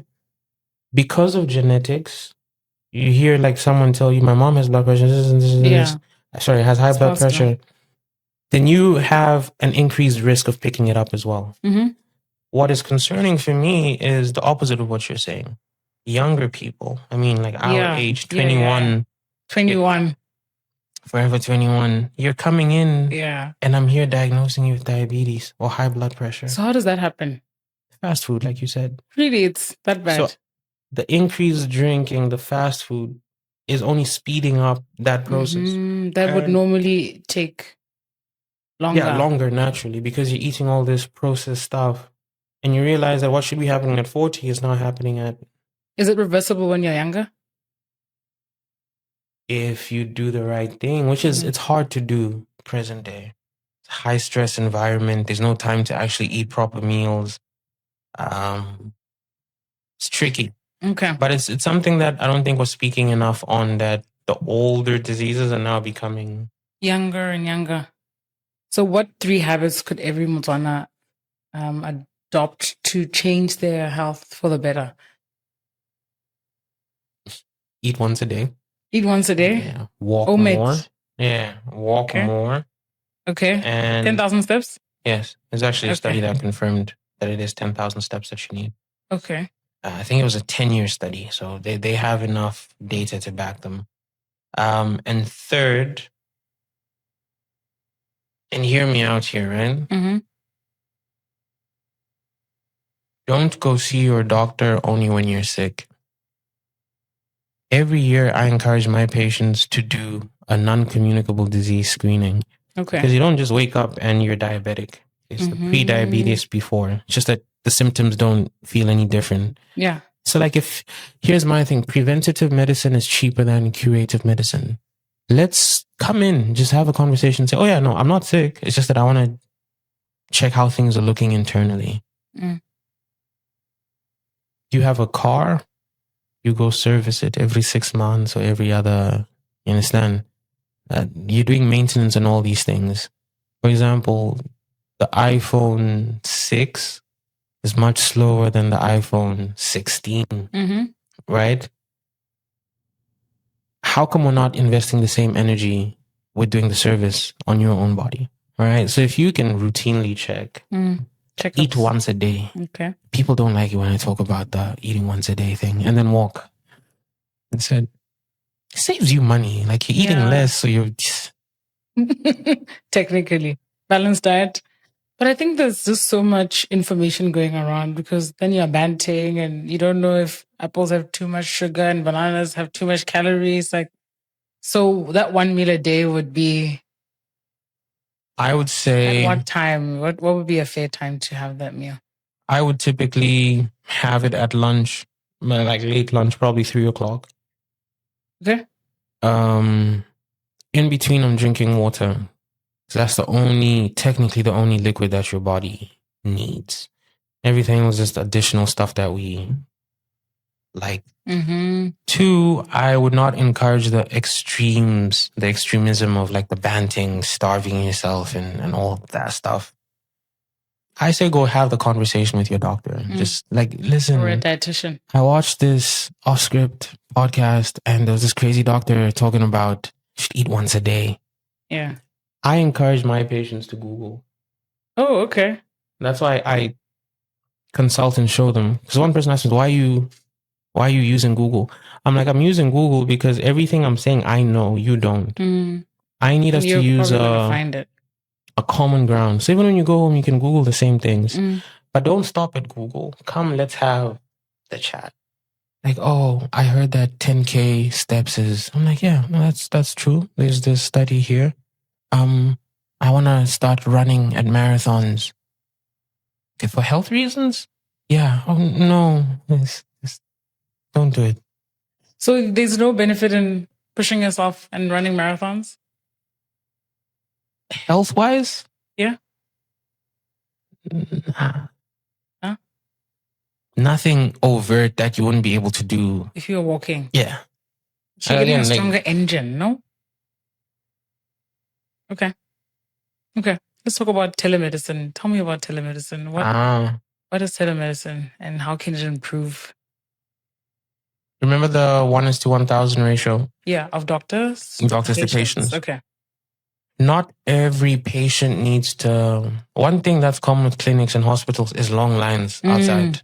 People that have come to see the doctor, right? Again, being hyper observative, you kind of see the pattern that not everybody needs to... Like one gentleman is just here because his BP meds are finished. He's been taking this medication for the last 5-10 years. He just needs this prescription so he can go get his meds at the pharmacy. Yeah. But he has to sit in line for 6 hours. For somebody who's getting their foot stitched. You see what I mean? So you need to kind of break those down. And my thing is, let's almost adopt... It's hard to convince people because you see it in your head, right? Okay. So paint a picture for me, because I think I've heard about it in passing, but like what would it I started doing it. Oh, okay. Right? Primarily in the sense that you could have access to me. Okay. Like you'd be like, for example, do you know Genpain and Myprodol? I'm over 30. I know them. I heard they look the same. Yeah. Right? It's the green and red. Yes. If I put both of them here, even to the most trained eye, they won't be able to tell you. It's the same thing, same ingredients, just different brands, right? So I write you something down and you go to the pharmacy and the pharmacy gives you this and says, no, it's the same thing. Yeah. And patients are very like, no, but I want Panado. Brand oriented. Yeah. Like the ingredients is there, like the Panado's inside. But you're like, no, now I want Genpain. Like, no, but Myprodol's, I want Genpain. You now have to go back to the doctor. Queue in line to be, I went and they gave me this. Is it okay? So you start with those conversations. Or my son fell and hit his head. What should we do? This is a full-blown consultation when I come in and fill in forms and then wait. And I can tell you, listen, no, rush straight to the ER. Don't even bother going to the clinic because it's not something that we can do for you. But essentially try and have the doctor available even remotely is what I'm trying to say in terms of telemedicine. Yeah. You're having like the worst period pains and you just need a prescription for painkillers. Yeah. Go sit in line and wait in pain. Because we're also doctors, so we know what we need. Yes, there's that also. So you think it could help communities that struggle with access to medicine? Yeah, for sure. I think healthcare is one thing that's very scarce. Like it's. I wish it was more not even affordable, accessible than it currently is right now. So I hope that, if one person starts, everyone else will try to catch on and we'll see where it goes. Do you think the older generations would be willing to adopt, or they want to see the doctor? I think there might be some resistance. We all like convenience. Yeah. Yeah. Price of fuel is expensive, boss. Absolutely. So, no. I think, so with my doctor, I have a GP and, she's family friend, so she's on my WhatsApp. So I think that's telemedicine. It is. Yeah. But like, what would you ask her, how do we create the boundary? So we'd have times maybe? There's. Okay. So again, it's a work in progress. It's not necessarily an exact science that I have down to a T. Because you have access. Yeah, and I just put my phone on D&D though. Okay.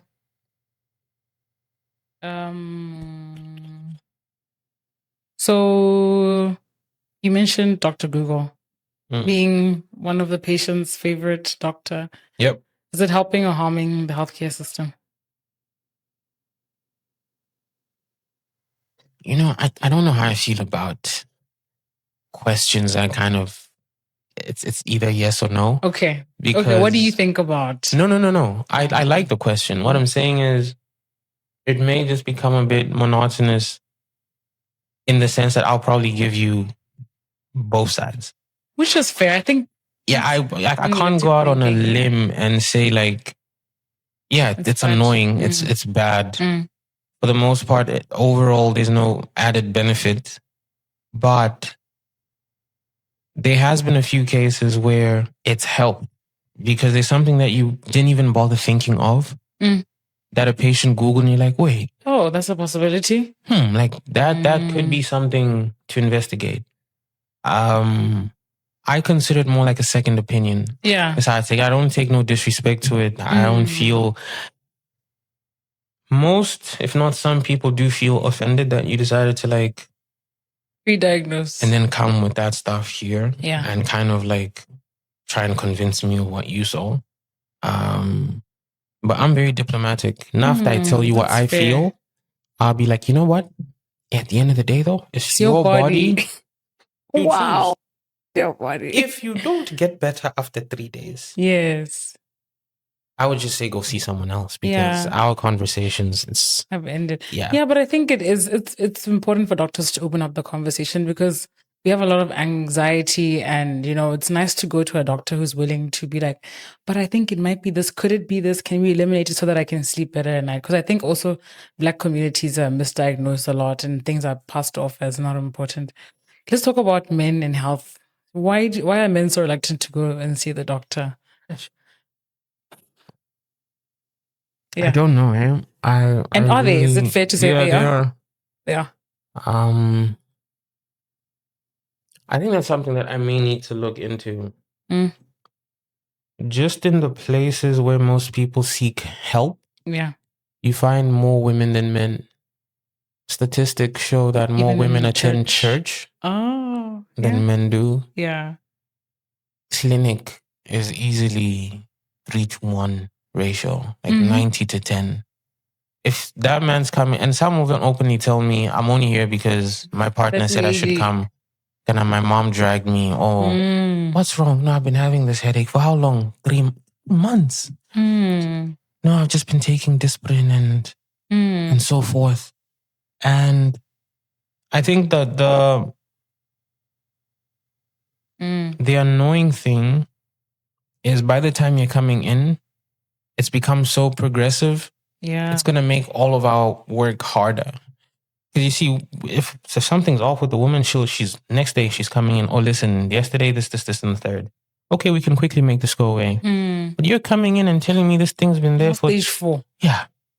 What must we can do now at this point? But what do you think though? Like, so I have a friend who's a pharmacist, right? So she's like, if you have a headache, take painkillers. But our parents always encourage the body to heal itself, right? Yes. So I think sometimes we have a tendency to just feel like, no, we're going to be fine. And so because sometimes you feel like over medicating, your body becomes dependent on the medication. So what do you think about that? Do you think that if I have period pain, I should take a painkiller? Or do you think I should sometimes thug it out? Or... So are you asking me this question as... It's not a follow-up. No. Okay. Are you asking me this question as a doctor or as a general person of society? As a doctor. Because the reason I'm asking is that's my answer. That's what you should do. You should take a painkiller. No, have the conversation with your doctor. Okay. Like... But doctors are also capitalists, like we said. So they're trying to bill. I hear that. My... Let's do this. Okay. Let's do this. We'll play a little game. A 25-year-old woman walked in this morning to see me. Her only symptom was that she was vomiting. Do you think she's pregnant, or do you think it's food poisoning? I have to test her pregnancy. More questions, right? Yeah. One thing can be explained by multiple. One is a reproductive issue. One is digestive. They have nothing to do with each other. So the issue here is that someone's in pain. How much pain? Like, if I stub my toe on the table, I'm taking painkillers. I'll jump around, hop around. But how many times do you take pain meds for like bumping the door? Almost never. But if you're like in debilitating pain, like your period pains are doing you in, then yeah. Because again, it becomes a thing of, when do we introduce the pain meds? When is it becoming dependency? Every little pain you're taking pain meds? Yeah, no. Okay. Let's go back to men and not going to the doctor. Please stop that, man. This, my fellow gender, stop that. I'm looking straight into the camera. Stop it. Yeah. It's okay if you go see the doctor. Yeah, it's okay. It doesn't make you less manly. Just go and ask. Half the time, it's not what you think it is. It's not that bad. Just go. Just get the help. Yeah. Eliminate. That's all. Okay. No, that's so. How do you let's talk about African culture and modern medicine. How do you think? What do you think is the intersection between African medicine and modern medicine? I have very interesting opinions on this.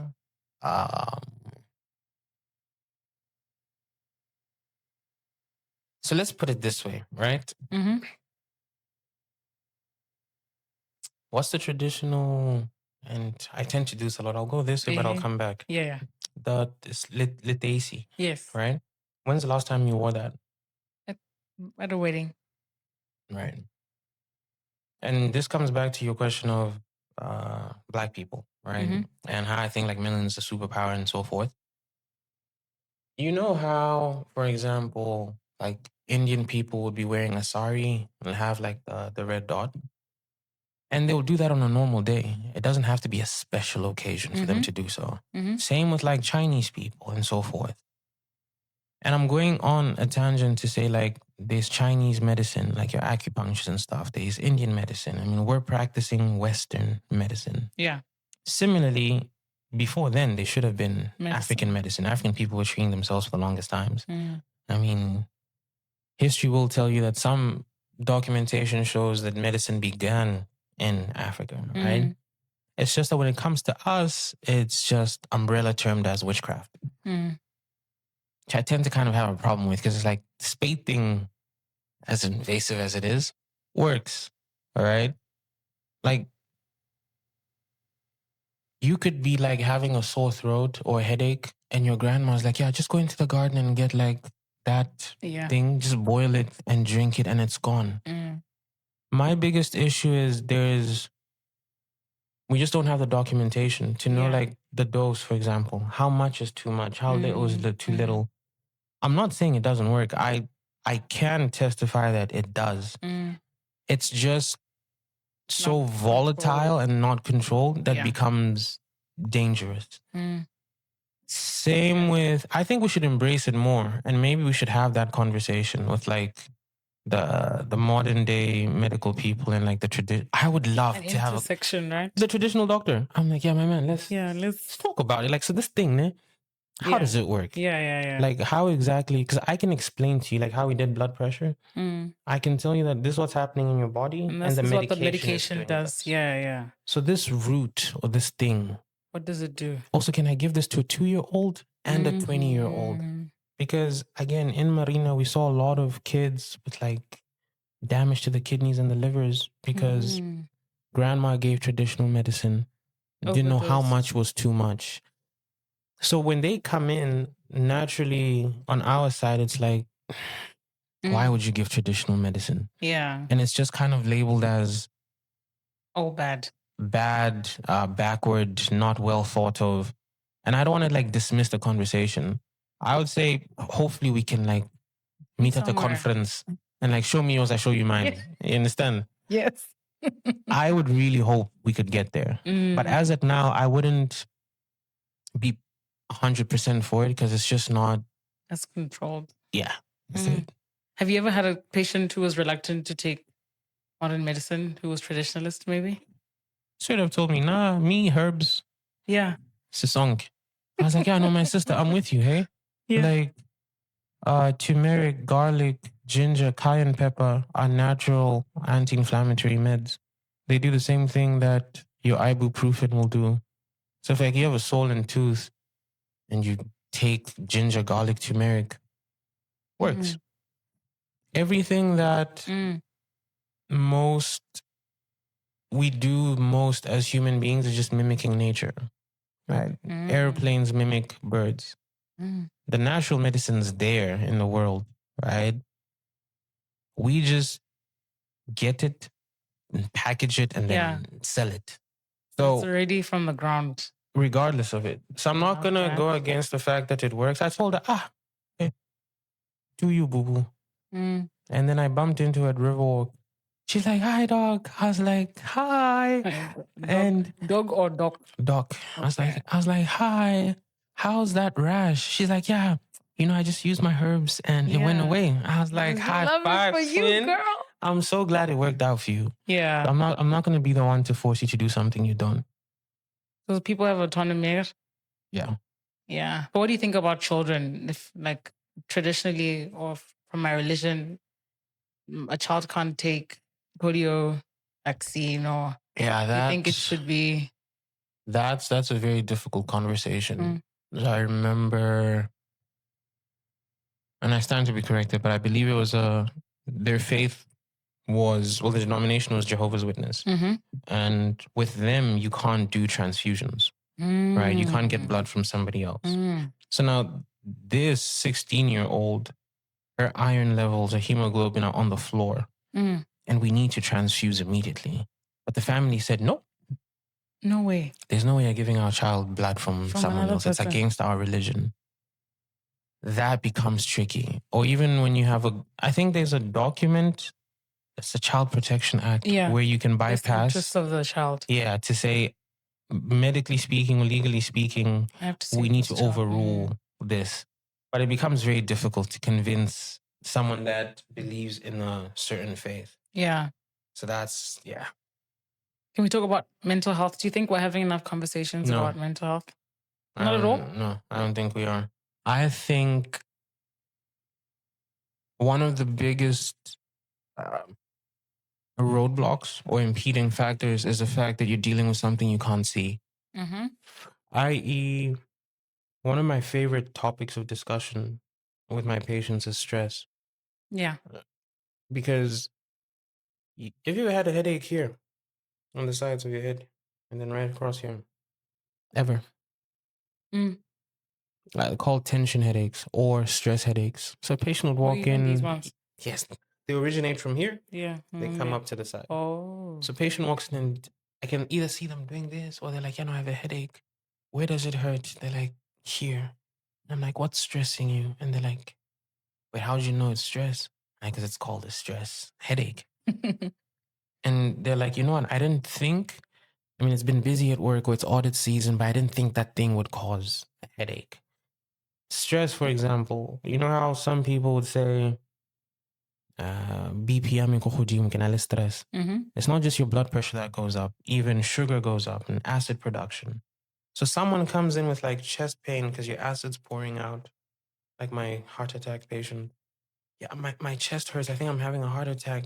All this time you're just worked up at work.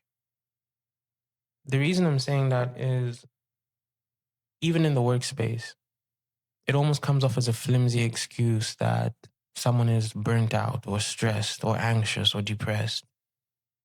If my, God forbid, this joint was here, even a non-medical person would be like, yo, that doesn't look okay. Go get that checked out. Yeah, because you can see it. But with mental health, you can't. Like right now, between you and I, if I was to tell you, I suffer from like social anxiety, you'd be like, when? How? Or if I told you like, yeah, I'm actually depressed. The other issue is not even mainline society. It's the African culture. You're too young to be stressed. Yeah. Why are you depressed? You have a house, you have a job, you're working. Do you know your cousin Tawo? Tawo is still. Yeah. Yeah. And it's like, but it's not about Tawo. It's about my experience. My experience.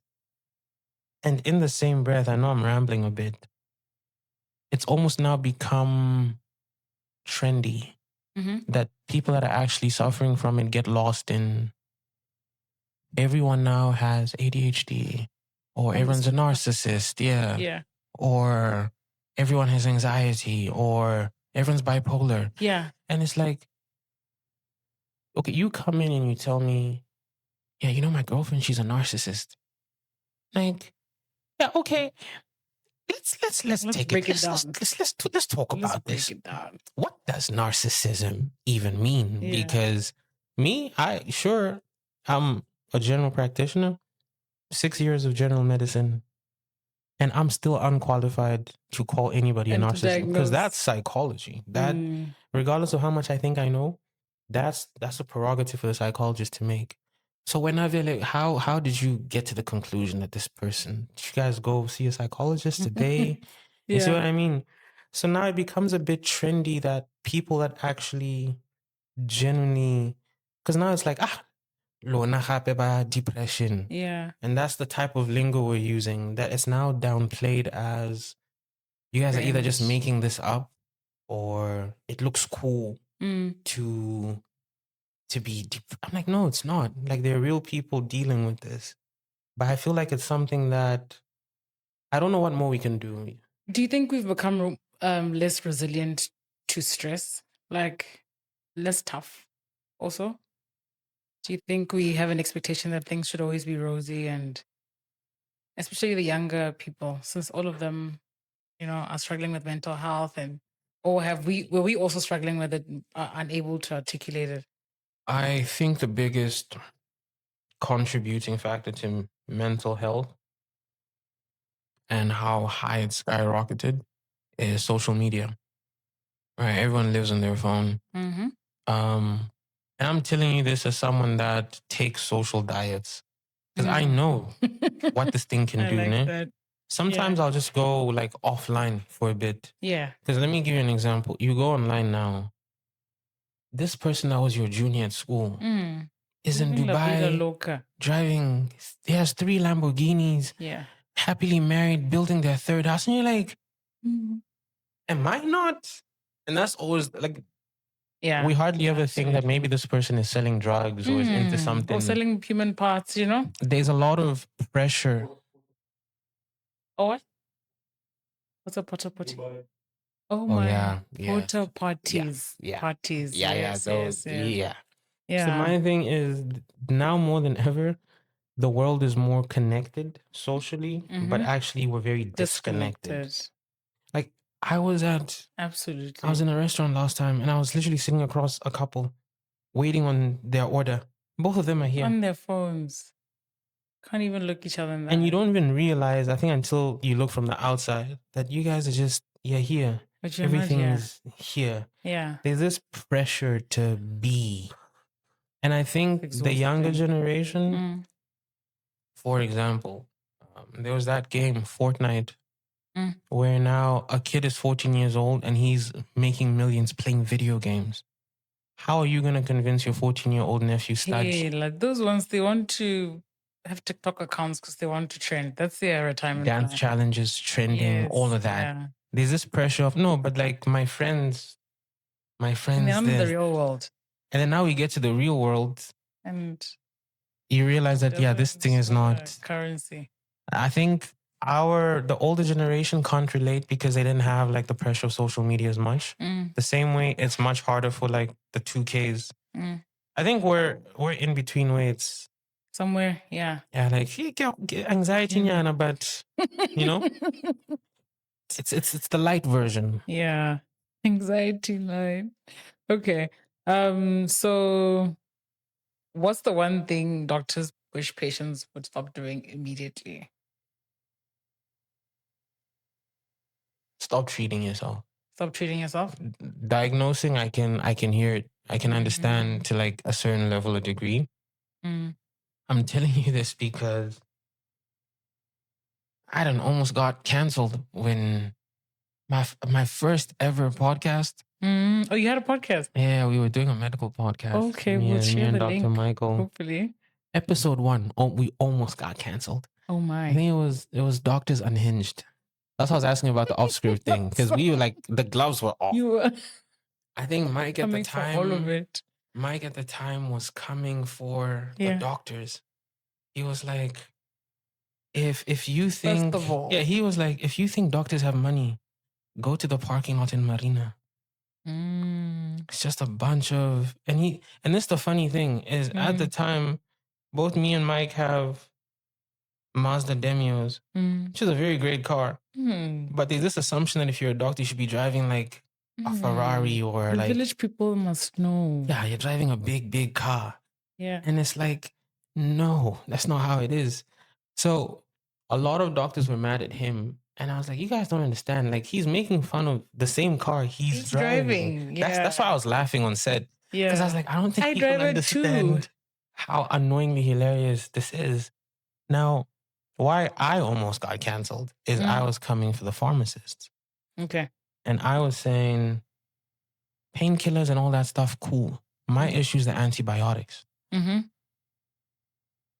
For starters, please, and I'll say this looking at the camera, antibiotics do not treat flu. Yeah. They don't. Yeah. Right? And we can break it down simply. I've seen some content about that recently. Antibiotic is against biotic or against living or against bacteria. Flu is a virus. And one of the most famous viruses, HIV, is known for what? Not having a cure. That's the thing that viruses do. They just don't be having cures. You understand? Yeah. You treat the symptoms. That's why when you have flu, your head hurts, pain meds. Your nose is blocked, your sore throat, throat spray. You're coughing, cough syrup. There's no place for antibiotics because so now people come in and because they're not getting better, and I will say flu's become more aggressive ever since COVID. They'll come in and say, yeah, I want antibiotics. Oh, see, I can be petty at times, right? Like, oh, you want antibiotics? Which ones? Since you know so much. Tell me which one, which name, which dose, the frequency, and for how long. It's a blank check. I'll write it for you. And I'm saying this from this man brought in his 11-year-old and walk with me here. Walk with me. Stay with me. Yeah. Yeah. And he wasn't talking for himself like we just spoke on. The father comes in and is like, yeah, so this boy here, he's been sneezing. When did it start? 3 days ago. Mekana, you know, there's this tree at our neighbors that's been blooming. Yeah. And every time it blooms, he starts sneezing a lot. Immediately, I'm like, it's allergies. And we know what the cause is. It's the tree. Yeah. It's like, you know, when you go to the doctor and say, doc, it hurts when I do this. Well, don't do that. Yeah. And it won't hurt. Okay, let's avoid the tree. Right? So I'm writing him down what Allergex and the nasal spray. Yeah. And I explained to him that, you know, Allergex, oral decongestant. But if it fails, you have the nasal spray to decongest the nose. Instead of thank you, at the very least, he's like, aren't you going to add antibiotics? I'm like, I done took my time to listen to you and explain to you how that tree is causing the sneezing. And you're like, so I'm like, antibiotics for what exactly? He's like, no, the last time we went to the doctor, he was given antibiotics. I'm like, yeah, but the last time isn't this time though. And also maybe bring the medical, you know, yeah, the he was history so that he was a different age. It was a different season. There's too many contributing factors. Was wrong. Yeah. So he walks out unhappy. Yeah. As I'm going out to use the bathroom, I hear him at the pharmacy trying to bully the pharmacy to give him antibiotics. So I literally wrote my number down, and I think this was the birth of telemedicine. Now that I think about it, yeah, I'm like, Mr. Man, if your son is still sneezing 2 days from now, go over and beyond, right? Yeah, if your son's still sneezing 2 days from now, here's my direct number. Call me. I will write any antibiotic you want, and we can do whatever you want. But if that doesn't happen, then all I'm asking for is 2 days. Till today, he has not called me.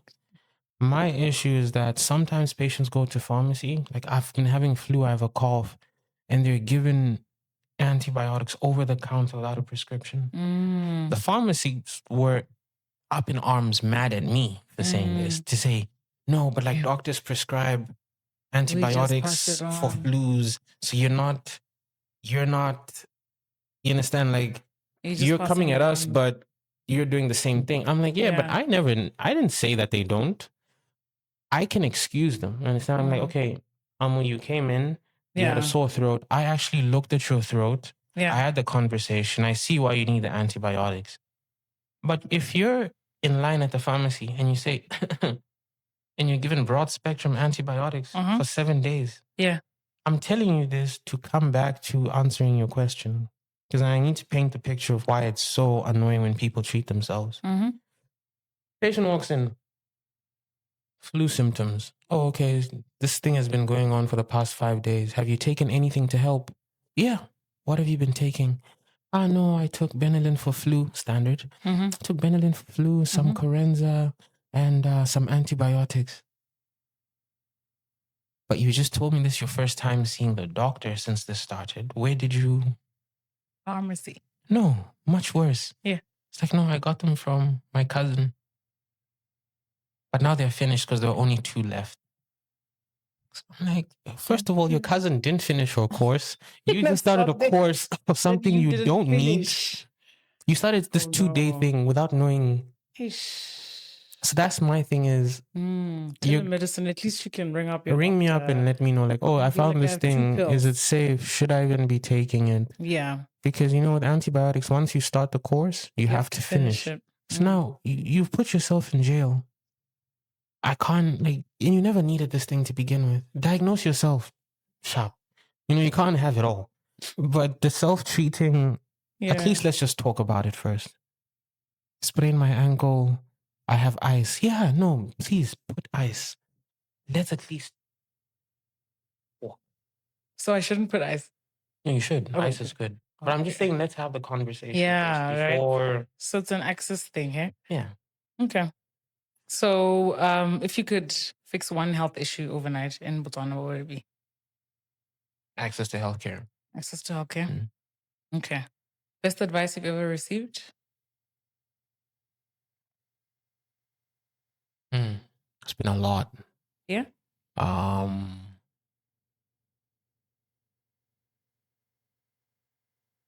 It's okay to not know. I think it's a play on it's okay to not be okay. But me personally, I tend to really beat myself down when, and now I kind of joke about it in consults. Like when a patient comes, I'll literally tell them, this is going to give me a headache because I don't like things that I can't explain. What do you mean you have a rash that just popped up out of nowhere? Like making it go away is easy, but we need to know why it's there so that we can make sure this doesn't happen again. But I found comfort in realizing that you can't know everything. And it's okay. Like it's is it Socrates that says that? I know something about I know because I don't know. But true wisdom is knowing that you don't know. Yeah. So I found comfort in that. And it's okay. It's okay. Disclaimer. If your doctor tells you that they don't know, keep that doctor around. The one that always has answers. Everything. You know. No.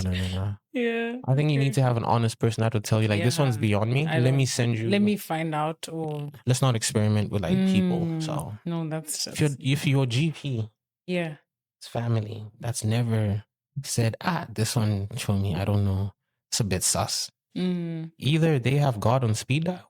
Yeah. And they just happen to know all the answers. If so, squeeze us in as well. I would love to know everything. Right. So what does success look like for you? It's overrated.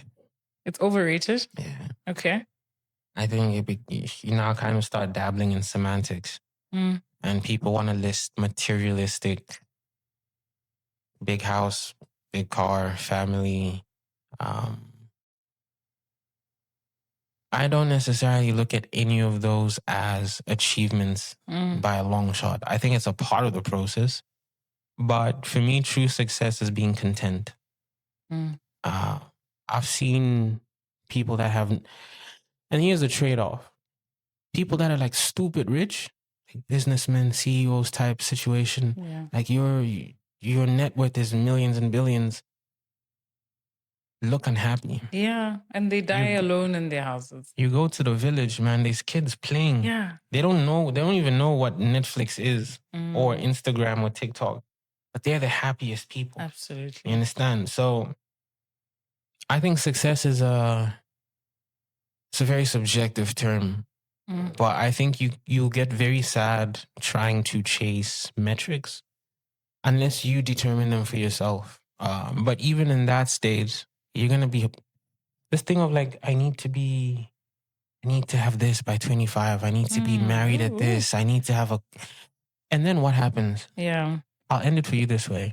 I think it's misconstrued the chase and finishing the race first. I think it doesn't matter who finishes the race first. What's important is that you finish the race. Yeah. And the race is, you can dumb it down to say poverty, for example.